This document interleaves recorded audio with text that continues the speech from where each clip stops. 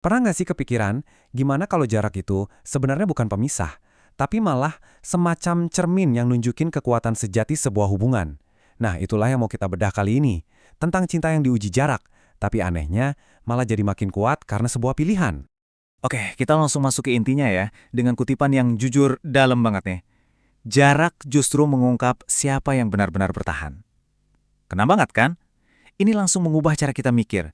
Jadi, isunya bukan lagi soal berapa kilometer yang misahin, tapi soal seberapa kuat sebuah ikatan saat benar-benar digoyang. Mungkin kedengarannya agak aneh ya, tapi kita bakal mulai dari sisi manisnya dulu. Sesuatu yang sering kali kita lupain. Indahnya sebuah rindu.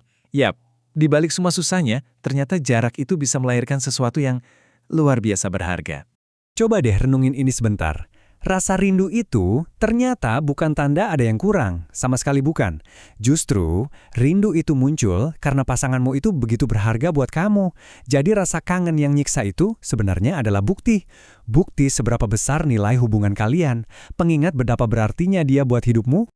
Nah, ini nih yang bikin semuanya worth it. Setiap kali akhirnya bisa ketemu, rasanya tuh bukan cuma sekedar ketemu biasa, beda. Rasanya bener-bener kayak pulang. Setelah perjalanan yang jauh dan melelahkan, akhirnya kamu sampai di tempat seharusnya. Damai. Bahkan hal sesimpel pelukan itu jadi beda banget. Bukan lagi cuma gestur biasa. Setiap pelukan itu jadi sebuah perayaan, momen kemenangan kecil, karena akhirnya bisa bersama lagi.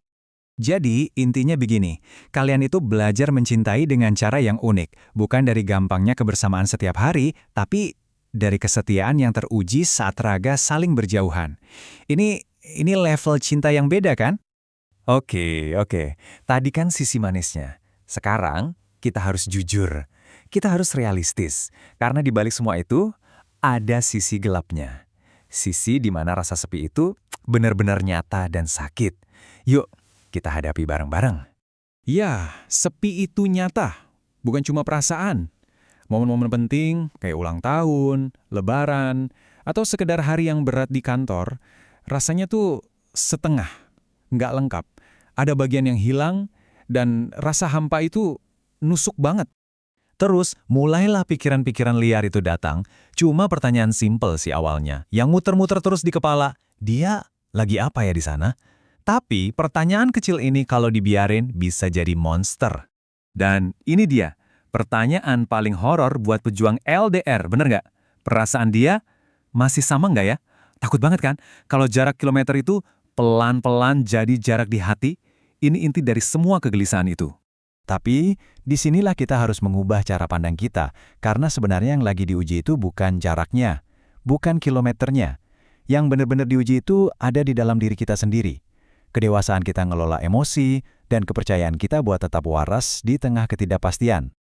Oke, cukup galaunya, kita udah tahu suka dukanya. Sekarang pertanyaannya, terus gimana? Gimana caranya biar nggak cuma survive, tapi benar-benar bisa thrive dalam kondisi ini? Yuk, kita lihat kunci-kuncinya. Ternyata ada 4 pilar penting yang harus dipegang. Pertama, komunikasi yang berkualitas. Catat ya, berkualitas bukan kuantitas. Bukan soal seberapa sering teleponan, tapi seberapa jujur kalian bisa ngobrol. Kedua, bangun kepercayaan. Ini nggak instan, datangnya dari hal-hal kecil yang konsisten. Ketiga, ini penting banget, punya kehidupan masing-masing. Kalian harus bisa berdiri kuat sendiri-sendiri. Dan yang keempat, ciptain ritual kecil, sesuatu yang rutin, kayak video call sebelum tidur, yang bisa jadi pegangan kalian. Nah, sekarang kita masuk ke lapisan yang lebih dalam lagi. Di bawah semua pilar tadi, ada satu fondasi yang paling dasar yang menentukan segalanya. Lihat perbedaannya. Di satu sisi ada yang namanya sayang, itu perasaan, emosi, bisa naik, bisa turun, bisa hilang. Tapi di sisi lain ada yang namanya komitmen sejati. Ini bukan perasaan teman-teman, ini adalah sebuah keputusan. Keputusan sadar yang levelnya di atas ego kita, di atas rasa marah kita, bahkan di atas rasa sepi yang paling parah sekalipun. Ini kesimpulan yang ngena banget. Jadi, yang bikin hubungan itu awet ternyata bukan karena dekat secara fisik, tapi karena ada hati yang udah mantep bikin keputusan. Aku nggak akan cari pengganti. Titik. Nggak peduli sesepi apapun, segede apapun godaannya. Oke, kita udah sampai di penghujung. Bagian ini khusus banget sebagai sebuah renungan buat kamu, buat siapapun yang lagi ada di perjalanan ini.